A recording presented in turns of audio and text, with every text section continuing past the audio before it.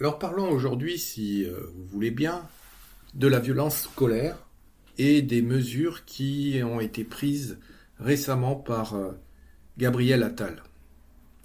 Avant d'examiner ces mesures, j'aimerais tout d'abord comparer la politique et la médecine.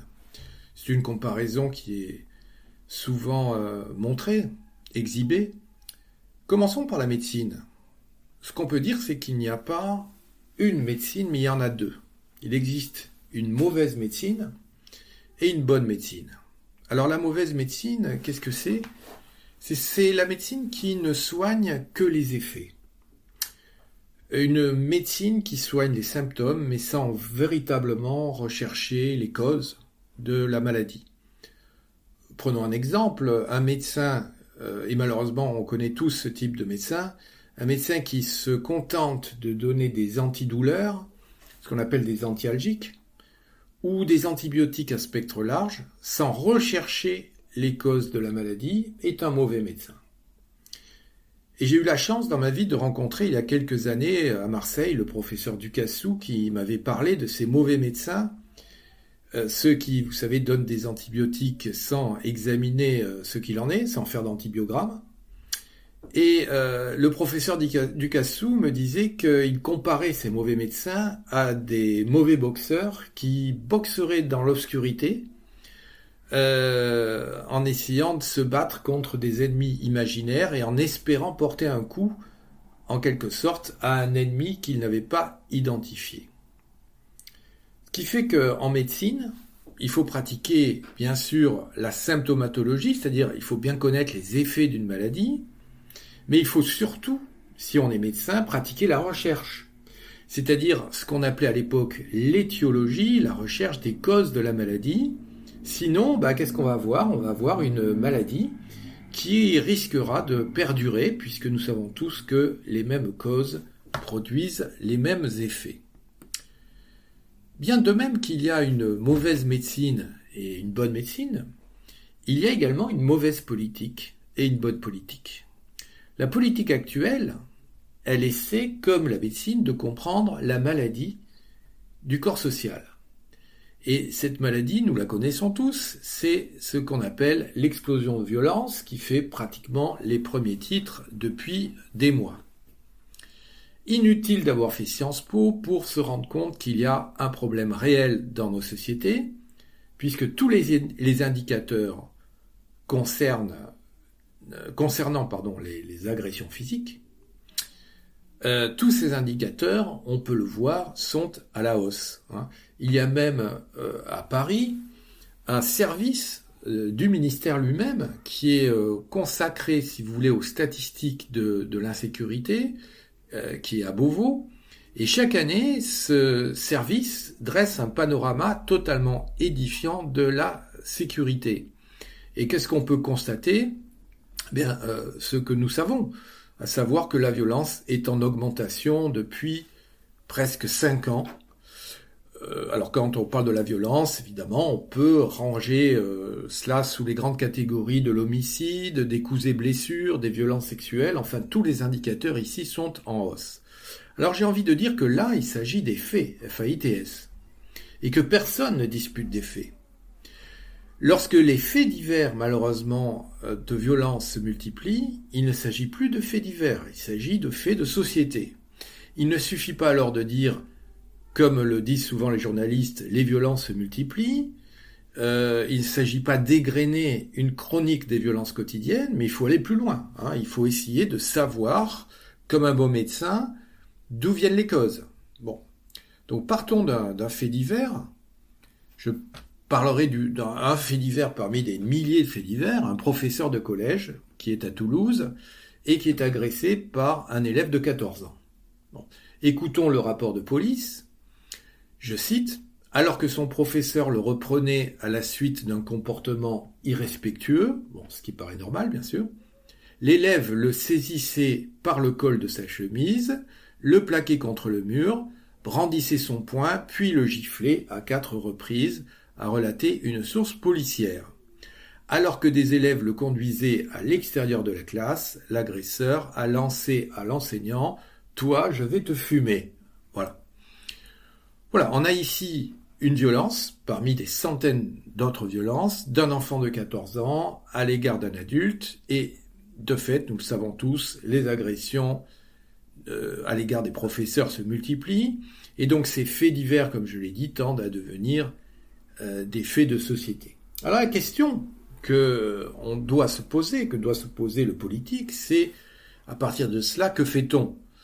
Quelles sont les solutions que l'on peut apporter et l'analyse des causes que l'on peut proposer. Alors examinons la réponse de Gabriel Attal. Alors vous savez que Gabriel Attal fut très brièvement ministre de l'Éducation et la réponse qu'il nous propose, il faut savoir la qualifier en fait. C'est une réponse morale, voire, dirais-je, moralisante. Car pour Gabriel Attal, il ne s'agit pas d'un problème politique. Alors j'ai envie de dire évidemment, parce que dans ce cas, il s'accuserait lui-même ou accuserait l'inaction de son propre gouvernement. Il s'agit pour Gabriel Attal, chers amis, de réveiller chez les élèves le sens du bien et de la justice. Voilà. Alors on se dit en l'écoutant que c'est peut-être alors l'école qui est cause de la violence sociale et on cherche avec Gabriel Attal, une solution scolaire et morale au problème de la violence. Lorsqu'il dit qu'il faut un sursaut d'autorité, il pense évidemment à l'autorité scolaire, notamment à une de ses dernières inventions, à savoir les fameux cours d'empathie. Alors il faut savoir que ces cours d'empathie sont enseignés et dispensés en Belgique, dans d'autres pays, et au Danemark. Alors, qu'est-ce qu'on apprend dans des cours d'empathie ? Écoutez bien, on apprend le respect de l'autre et le respect de l'échange. C'est fabuleux. Alors, le contenu de ces cours est très varié, nous dit-on, puisque l'enseignant est chargé de transmettre à l'élève la capacité de se mettre à la place de l'autre, à réfléchir avant d'agir, tout un programme, à montrer du respect, à ressentir et percevoir. On l'a bien compris, la réponse au problème de la violence des jeunes, la réponse au problème de la violence des mineurs serait sans doute scolaire, puisqu'on propose des cours, un cours d'empathie c'est un cours, ou alors moral, puisqu'on se dit après tout il faut peut-être, c'est une variante, aussi éduquer et moraliser les parents. Et j'ai envie de dire alors, vive l'école, qui a la solution à tout. Après tout, c'est parce qu'il y a une école de la République, semble dire Gabriel Attal, qu'il y a une République, et hop, le tour est joué. Alors évidemment, le but de de ma réflexion, c'est de rejeter ce discours. De rejeter ce qu'on pourrait appeler une vision éthico-politique de Gabriel Attal, et d'ailleurs de Nicole Belloubet, puisque le ministre de l'Éducation a également assisté à Nice, je crois, à un cours d'empathie donné en CP. Alors évidemment, il s'agit d'une réponse catastrophique. Pourquoi ? Parce que totalement idéaliste au problème de la violence. Je n'ai rien personnellement contre les cours d'éducation civique et de morale, c'est très bien, mais nous savons tous que le problème de la violence n'est pas seulement moral, et je dirais même qu'il est avant tout politique. La mauvaise politique dont je parlais au début, c'est une politique qui considère qu'il faut changer les hommes pour améliorer la politique. C'est une politique qui croit que la réponse justement à la politique, c'est la morale et ces fameux coups de menton auxquels nous sommes habitués malheureusement. Alors, il y a une autre façon de voir les choses, qui est plus saine, une meilleure politique. Et cette meilleure politique, c'est le fait tout simplement d'affronter le problème, non pas moralement, mais politiquement. Car la cause de la violence, ce n'est pas la morale des enfants. Si les enfants ont le sentiment de l'impunité, ce qui est vrai, ce qui est un effet, c'est que nous vivons depuis des années une véritable carence de l'État qui est la cause de cette violence. Allons plus loin. À quoi bon un cours de morale et d'empathie si je peux participer avec mes amis à des émeutes sans être puni, appréhendé ou même réprimandé. À quoi bon un cours d'empathie si pour le nouvel an je brûle avec mes amis, en 2024, des centaines de voitures? Je rappelle quand même que M. Darmanin se félicitait de ce chiffre de 754 voitures brûlées. Lorsque la loi est juste et lorsqu'elle s'applique, lorsque tout le monde le sait, alors tout se passe bien, pour une raison très simple. Ce n'est pas la société qui est le produit de l'école, mais c'est l'école qui est le produit de la société. Dans une société violente, où les exactions sont systématiquement permises, où les enfants, effectivement, giflent les professeurs, voire, variante malheureuse, essaient de les empoisonner, puisque c'est ce qui s'est produit l'année dernière avec un professeur de collège. Par contre, lorsque la loi est sévère, alors on peut créer une république.